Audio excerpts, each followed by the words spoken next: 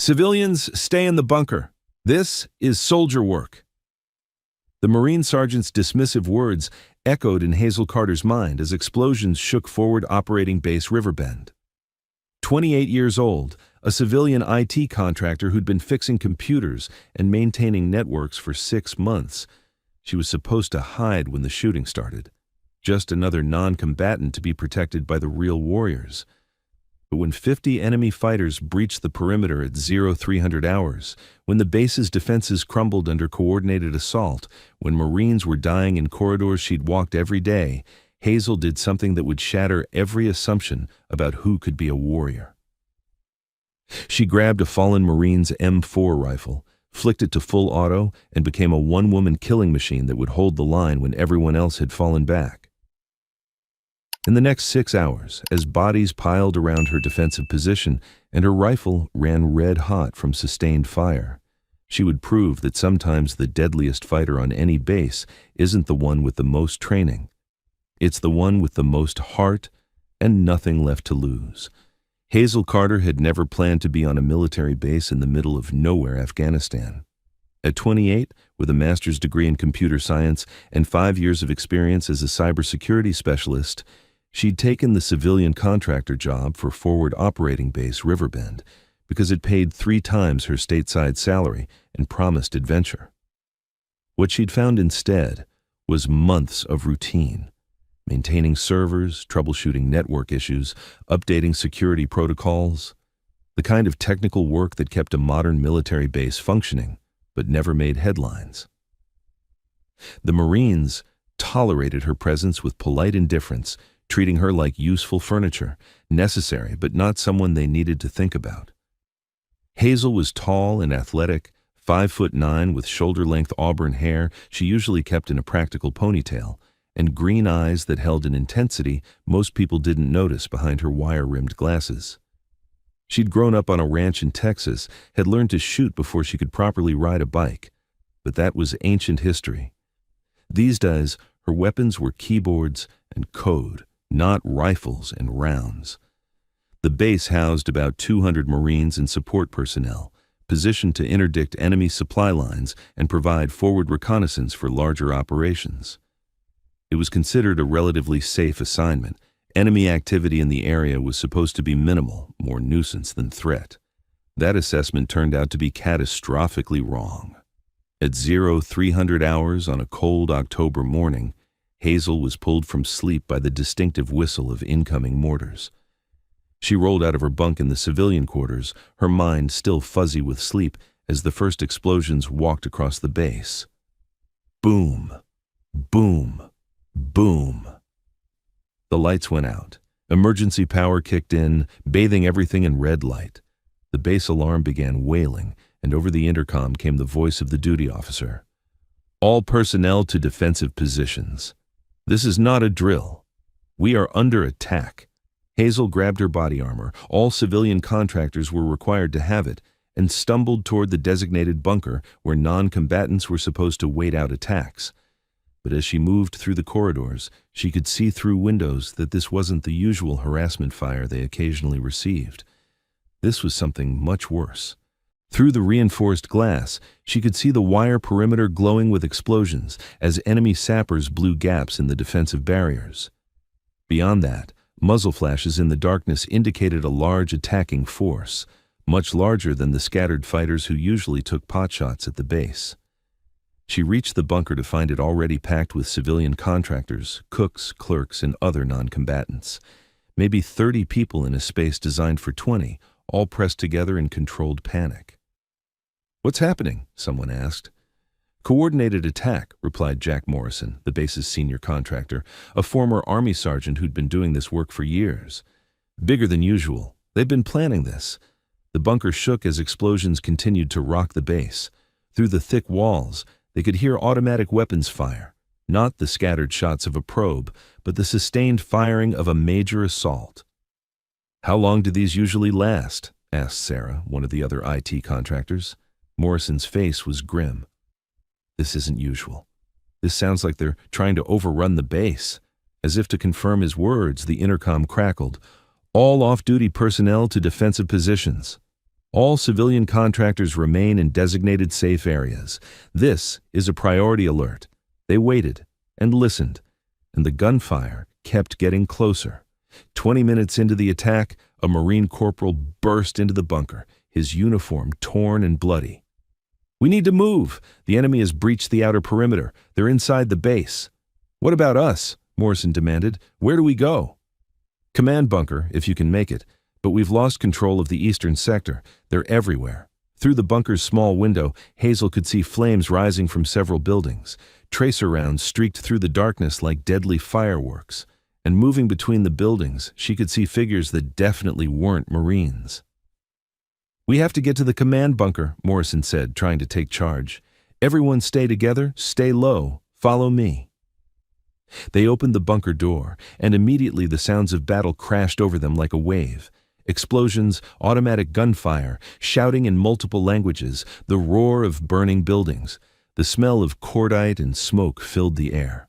They moved as a group, 30 unarmed civilians trying to cross a battlefield. They made it perhaps 50 meters before the attack came. Enemy fighters emerged from between two buildings, at least 8 of them with AK-47s, and immediately opened fire on the group of contractors. The night exploded with muzzle flashes and the crack of bullets passing overhead. "Down! Get down!" Morrison shouted, but it was too late for many of them. Hazel dove behind a concrete barrier as bullets whined through the air where she'd been standing. Around her, people were screaming. Some were hit, some were just terrified. All were trapped in the open with nowhere to go. She looked around desperately and saw him, a young Marine, couldn't be more than 19, lying motionless behind an overturned vehicle about 10 meters away. His M4 rifle lay beside him, along with several magazines of ammunition. The enemy fighters were advancing, preparing to finish off the scattered civilians. In maybe 30 seconds, they'd all be dead. Hazel made a decision that would change her life forever. She sprinted from cover, bullets cracking past her, and dove behind the overturned vehicle where the Marine lay. She checked him quickly. No pulse, multiple gunshot wounds, but his gear was intact. She grabbed his M4 rifle. The weapon felt both foreign and familiar in her hands. Foreign, because she hadn't held a military rifle since basic firearms training 6 months ago. Familiar because the principles were the same as the hunting rifles she'd grown up with in Texas. The safety was off. A full magazine was loaded. The selector switch showed it was set to semi-automatic. Hazel flicked it to full auto. The enemy fighters were maybe 20 meters away, walking toward the scattered civilians with the confidence of hunters approaching trapped prey. They were talking among themselves, not expecting any resistance from a bunch of contractors and clerks. Hazel rose from behind the vehicle and opened fire. The M4 bucked against her shoulder as it spat bullets in full automatic mode. Her first burst caught the lead fighter center mass, dropping him instantly. She shifted aim and fired again, catching the second fighter before he could react. The remaining 6 fighters dove for cover, suddenly realizing they weren't dealing with helpless civilians anymore. "Holy shit," Morrison's voice carried over the gunfire. "Carter, what are you doing?"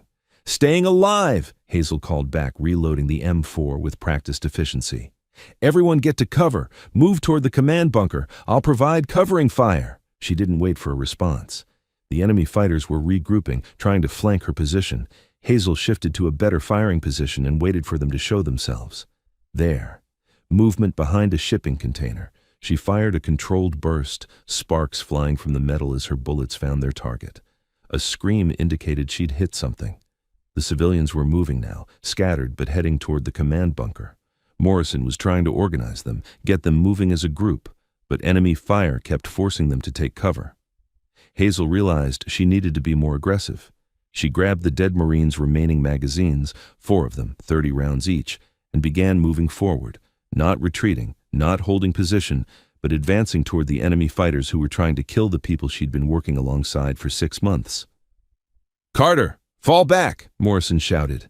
"Negative," Hazel replied, firing another burst that sent 2 enemy fighters scrambling for new cover. "Keep moving. I've got this." She didn't know if she had this. She'd never been in combat, had never fired at another human being, had never faced the chaos and terror of a real firefight. But she was learning fast, and the lessons were written in blood and adrenaline. The enemy fighters were professional, trained, experienced. But they'd expected to be hunting sheep, not fighting a wolf. They'd come prepared to massacre helpless contractors, not duel with someone willing to stand and fight. Hazel used their confusion ruthlessly. She moved constantly, never staying in one position long enough for them to get a fix on her. Fire, move, always advancing, always putting pressure on them, always making them react to her instead of executing their own plan. A fighter appeared around the corner of a building, AK-47 raised. Hazel's M4 spoke first, a 3-round burst that put the man down permanently. Another tried to circle around her flank. She saw him coming, shifted position, and caught him in the open. 5 rounds, center mass. He dropped like a puppet with cut strings. The remaining fighters were breaking, their tactical cohesion falling apart under pressure from a single determined shooter who refused to be intimidated. Hazel reloaded again, her hands steady despite the chaos around her. The civilians were moving better now, getting closer to the command bunker under her covering fire. But she could see more enemy fighters emerging from other parts of the base. Carter, a new voice, this one with authority. She turned to see Staff Sergeant Torres, a Marine squad leader, approaching with 3 other Marines. All of them looked at her with expressions of amazement. "What the hell are you doing?" "My job," Hazel replied, not taking her eyes off the battlefield. "Where do you need me?" Torres blinked. "You're a civilian contractor."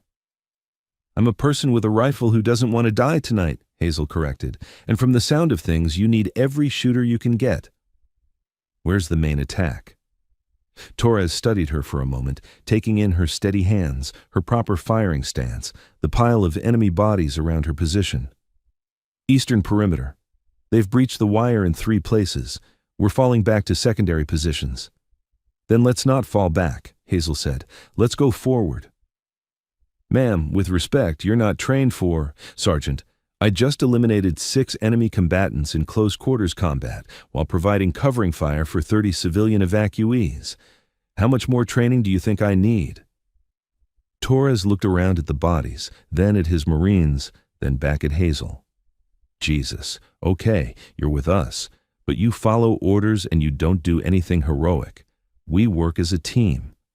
"Roger that." They moved toward the eastern perimeter as a unit, 4 Marines and 1 very determined civilian contractor.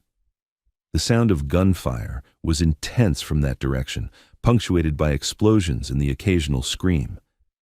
As they got closer, they could see the tactical situation was bad. The enemy had blown 3 large gaps in the wire and was pouring fighters through them. The Marines' defensive positions were being overrun, and they were falling back toward the center of the base. "Command says there's at least 50 hostiles inside the perimeter," Torres reported over his radio. "Maybe more. They're trying to take the command bunker and the communications center."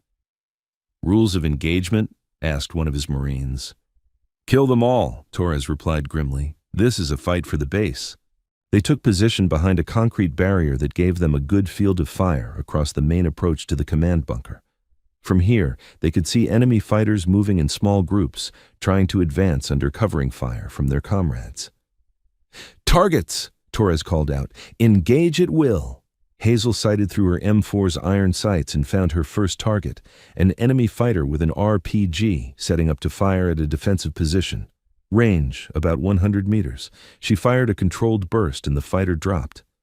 "Nice shot," one of the Marines muttered. The enemy reacted to their fire, turning attention toward their position. Bullets began impacting the concrete barrier, sending chips flying. But Hazel had learned something in her first firefight. Fear was manageable if you had something to do. And right now, her job was shooting enemy fighters. She worked methodically, picking targets and engaging them with controlled bursts. The M4 was getting hot from sustained fire, but it didn't jam, didn't fail. Every time she squeezed the trigger, an enemy fighter went down. "Carter," Torres called over the gunfire, "you're burning through ammo pretty fast." Hazel checked her remaining magazines. 2 left. "I'll make them count." "Here." One of the Marines, a young lance corporal, tossed her 2 of his magazines. "You're shooting better than half my squad." The battle raged for another hour. Wave after wave of enemy fighters trying to advance, met by increasingly desperate defensive fire from the remaining Marines. Hazel lost count of how many fighters she'd engaged. The M4's barrel was too hot to touch, but she kept firing. Then the ammunition started running low for everyone. "We need to fall back," Torres said reluctantly. "We can't hold this position without more ammo." "Where do we fall back to?" asked one of his Marines. "The command bunker. Make our final stand there." "No," Hazel said quietly. "Ma'am?" "No," she repeated more firmly. "We don't fall back. We've been reacting to them all night. Let's make them react to us." Torres stared at her. "What are you suggesting?" "I'm suggesting we take the fight to them. They're expecting us to hunker down and defend. What if we didn't? What if we went hunting instead?" "That's insane. We're outnumbered at least 10-1. "So?" "They don't know that. And they're scattered all over the base in small groups. If we move fast and hit them where they don't expect it, we can take them apart piece by piece." The Marines exchanged glances. It was crazy. It was also the kind of thinking that sometimes won battles when conventional tactics failed. "You ever done anything like this before?" Torres asked. "No," Hazel admitted, "but I grew up hunting. And the principle is the same. You don't wait for the prey to come to you. You go find it." Torres made a decision that probably saved the base. "Okay, we hunt, but we do it smart. We move as a team, we hit fast, we get out before they can react." "And Carter?" "Yeah? You're not a contractor anymore.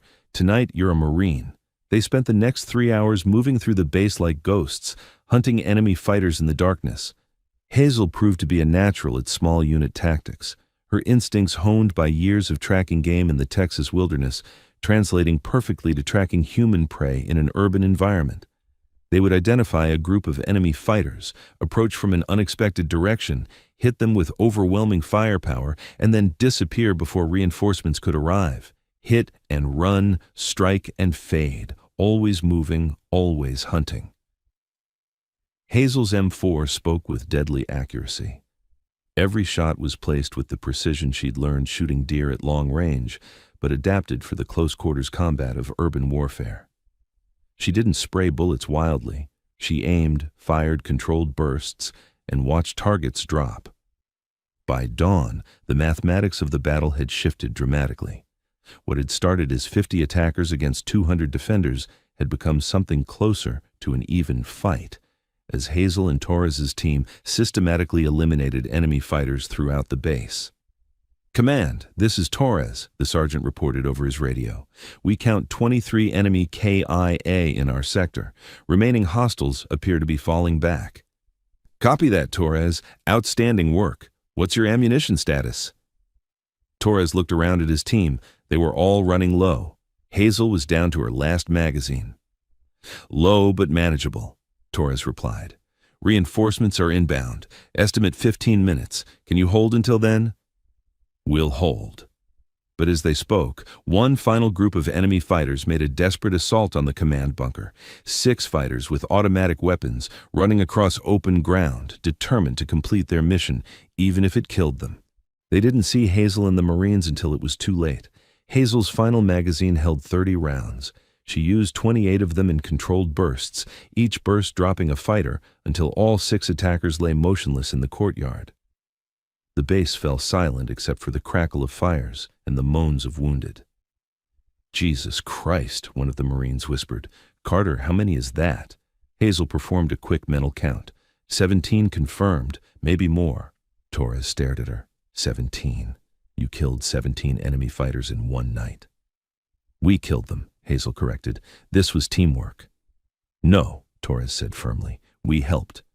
But you were something else out there, something I've never seen before." The reinforcements arrived, a full company of Marines with air support.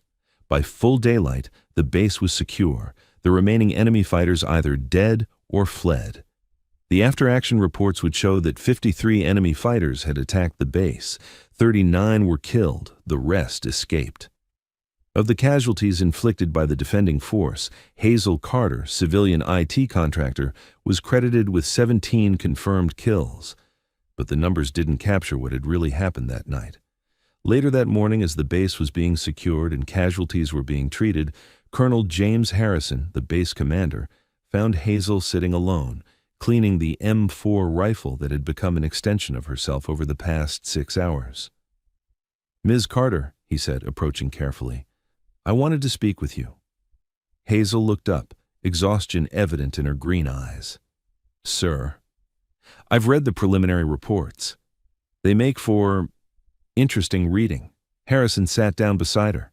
17 enemy combatants killed in action, successful defense of civilian evacuation, tactical leadership of a Marine fire team, all by someone whose official job description is Network Systems Administrator. "I just did what needed to be done, sir." "Yes, you did. The question is, why? You're a civilian. You could have stayed in the bunker, let the Marines handle the fighting. No one would have blamed you." Hazel thought about that for a moment. "Colonel, 6 months ago when I came to this base, I was just someone who fixed computers. But over these months, this place became home. These people became my people. When someone attacks your home and threatens your family, you don't hide in a bunker. You fight." Harrison nodded slowly. "Ms. Carter, I'm going to ask you something, and I want you to think carefully before you answer. The Marine Corps is always looking for exceptional people, people with natural leadership, tactical instinct, and the kind of courage you displayed last night. If you were interested, and this is purely hypothetical, there might be opportunities for someone with your skills." Hazel looked down at the M4 in her hands, then at the base around them, then at the Marines moving purposefully about their duties. "What kind of opportunities?"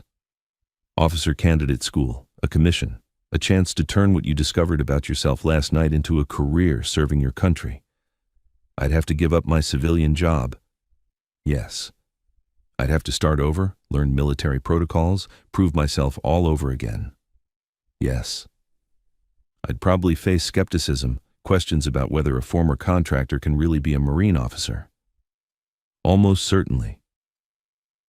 Hazel was quiet for a long moment. Then she smiled, and for the first time since the attack began, Harrison saw the person she'd been before she'd become a warrior. "Colonel, where do I sign?" 3 months later, Second Lieutenant Hazel Carter stood at attention in her dress blue uniform, having completed an accelerated officer candidate school program designed for candidates with exceptional qualifications.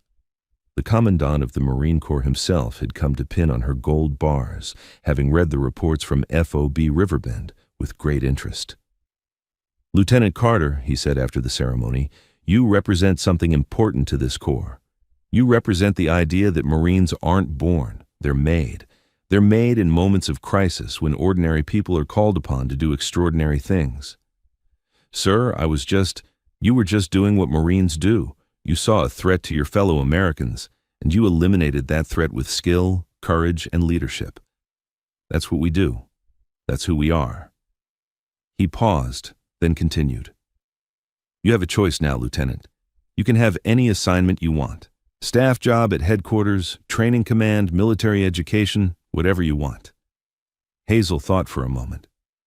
"Sir, I'd like to go back to Afghanistan. Back to a forward operating base. There are Marines out there doing the hard work, and I'd like to be with them." The Commandant smiled. "I thought you might say that." "Very well, Lieutenant. You'll be given command of a rifle platoon. Think you can handle it?" Hazel thought about that night at FOB Riverbend, about the M4 rifle that had felt so natural in her hands, about the moment when a civilian contractor had become something more. "Sir, I'm ready to find out." 6 months later, Lieutenant Hazel Carter was back in Afghanistan, leading a platoon of Marines in combat operations.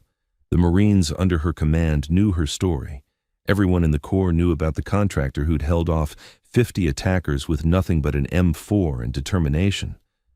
But they followed her not because of what she'd done before, but because of what she did every day: lead from the front, share the risks, and bring her people home.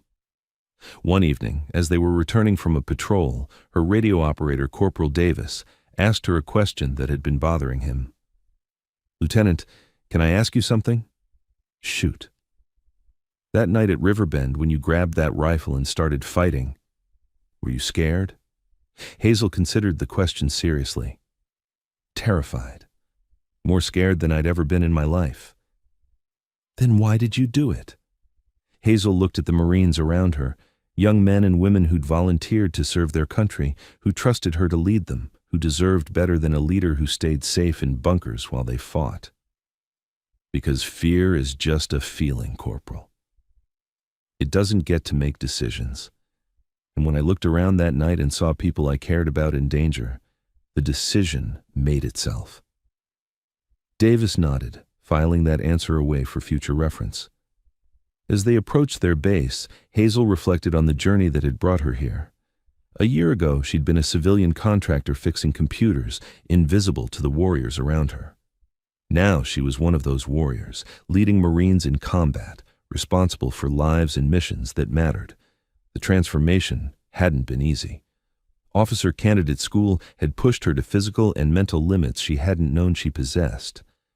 Learning to lead Marines, men and women who'd volunteered to serve, who deserved the best leadership she could provide, had been the hardest thing she'd ever done. But it had also been the most rewarding. Because she'd learned something that night at Forward Riverbend, something that had changed her understanding of herself forever. Courage wasn't the absence of fear. It was acting in spite of fear. It was standing up when it would be easier to stay down. It was grabbing a rifle and fighting when it would be safer to hide. And sometimes it was discovering that the warrior you needed to be had been inside you all along, just waiting for the right moment to emerge. Hazel Carter had been called many things in her life: computer geek, civilian contractor, non-combatant, someone to be protected rather than someone who protected others. But after that night at Forward Riverbend, she'd be called something else. Marine. The warrior who'd risen from behind a keyboard to stand behind a rifle. The contractor who'd become a combatant when her people needed her most. The woman who'd proven that heroes don't always come from expected places. Sometimes they come from the person fixing your computer, who turns out to have been a warrior all along. A year after that transformative night, Lieutenant Carter received an unexpected visitor at her forward operating base. Colonel Harrison, now promoted to Brigadier General, had come to check on her progress. As he watched her brief her platoon before a patrol, he marveled at the transformation. "You know," he told her after the briefing, "when I offered you that commission, I thought I was taking a risk. A civilian contractor with no formal military training, jumping straight into leadership. Some of my peers questioned the decision." "And now, sir?" Hazel asked, adjusting her gear. "Now I realize I wasn't taking a risk at all. I was recognizing something that was already there." He paused, watching her Marines prepare with the confidence that came from following a leader they trusted. The Marine Corps has a saying, "Every Marine a rifleman." But you taught us something else that night. You taught us that every American can be a Marine when the moment demands it. When you grabbed that M4, you weren't becoming something new. You were revealing who you'd always been. Hazel smiled, the same expression she'd worn that morning when she'd decided to trade her contractor badge for Marine Corps Eagle, Globe, and Anchor. "Sir, I think I just finally found the job I was meant to do." As her patrol moved out into the Afghan countryside, Hazel carried with her the lessons of that October night. That courage is a choice, that heroes emerge when needed most, and that sometimes the person who saves everyone is the one nobody expected to fight. The IT contractor was gone forever. In her place stood a United States Marine, leading from the front, ready for whatever came next. Because once you've held the line with 17 confirmed kills and an M4 that ran red hot, everything else is just details. But the memory of that night at Forward Riverbend would forever define her. Not because she'd proven herself to the Marines, she'd already known what she was capable of, but because she'd discovered that courage isn't learned in boot camp or officer training school. It's revealed in moments when ordinary people are called upon to do extraordinary things, when civilians become warriors not through training, but through necessity. And when the person everyone underestimated becomes the hero everyone needed. Years later, when young Marines would ask Lieutenant Carter about leadership, about finding courage under fire, about what it meant to be a warrior, She would tell them the truth. You don't become brave by wanting to be brave. You become brave by doing what needs to be done when people you care about are in danger. The rifle doesn't make you a warrior. Your willingness to use it to protect others does. And in the quiet moments before sleep, when the weight of command and responsibility pressed heavy on her shoulders, Hazel would remember that October night when everything changed. When a computer contractor grabbed an M4 and held the line. When fear became fuel and duty became destiny. Thanks for watching. If you like this video, you can subscribe to see more incredible stories like this one.